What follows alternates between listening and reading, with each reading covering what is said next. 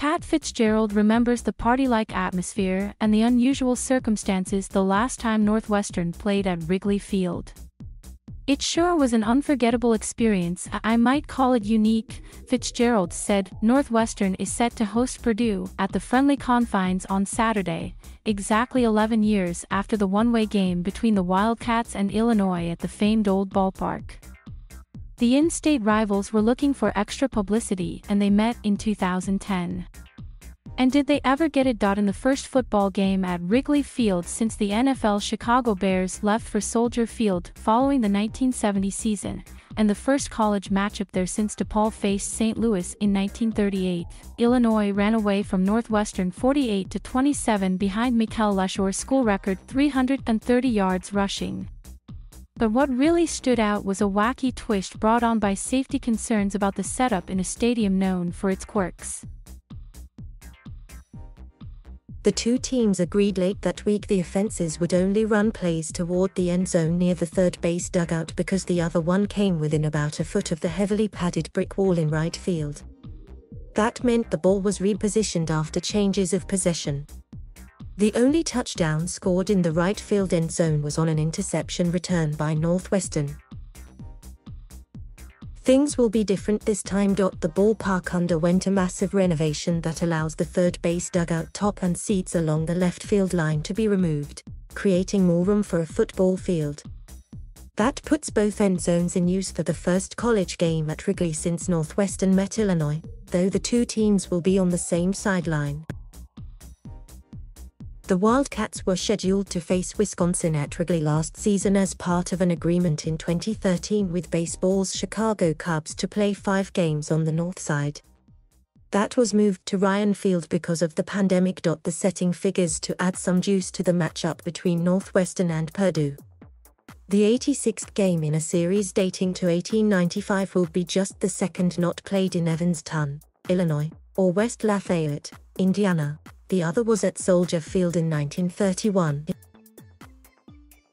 "I think there's extra excitement for the fans, people that want to go to Wrigley," Purdue coach Jeff Brom said.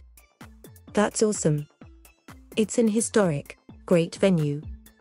As far as our football team, they want to win." The Boilermakers gave up 5 touchdown passes in a 59-31 loss at number 6 Ohio State last week after beating number 5 Michigan State the previous game, their second win this season over a top 5 team. They allowed 45 points in the first half against the Buckeyes after holding opponents to 30 points or less in their first 9 games. Northwestern comes in with 4 straight losses following a 35-7 romp at Wisconsin last week. When it comes to accuracy, Purdue's Aiden O'Connell is tops in the Big Ten.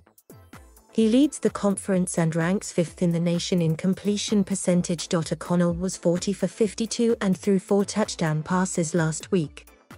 The Boilermakers finished with 481 yards on offense. David Bell ranks 6th in the nation with 1106 yards receiving. Northwestern will likely be without a home in the not-too-distant future. That's because Ryan Field is set to undergo a major renovation. It could mean more games at Wrigley Field or maybe playing at Soldier Field. The Cubs also are at least interested in possibly hosting an annual bowl game. And Fitzgerald said that would be spectacular for Chicago. As for where the Wildcats might play while their stadium is overhauled, "We're going to obviously have to play remotely," Fitzgerald said. "We'll see how that all plays out.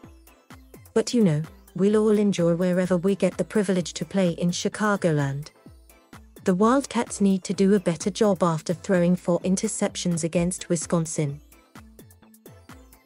Andrew Marty got picked off 3 times in the second straight game before Ryan Hilinski, the quarterback he replaced as the starter, took over in the fourth quarter. Hilinski completed 3 of 8 passes for 25 yards and 1 interception. Playing at Wrigley Field has a little extra meaning for Northwestern offensive lineman Peter Skoronski. His grandfather Bob Skoronski was an offensive lineman for the Green Bay Packers from 1956 to 1968.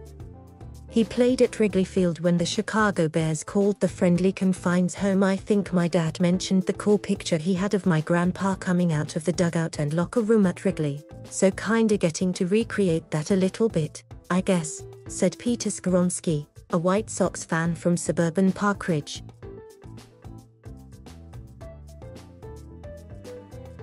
Thank you for watching. Please subscribe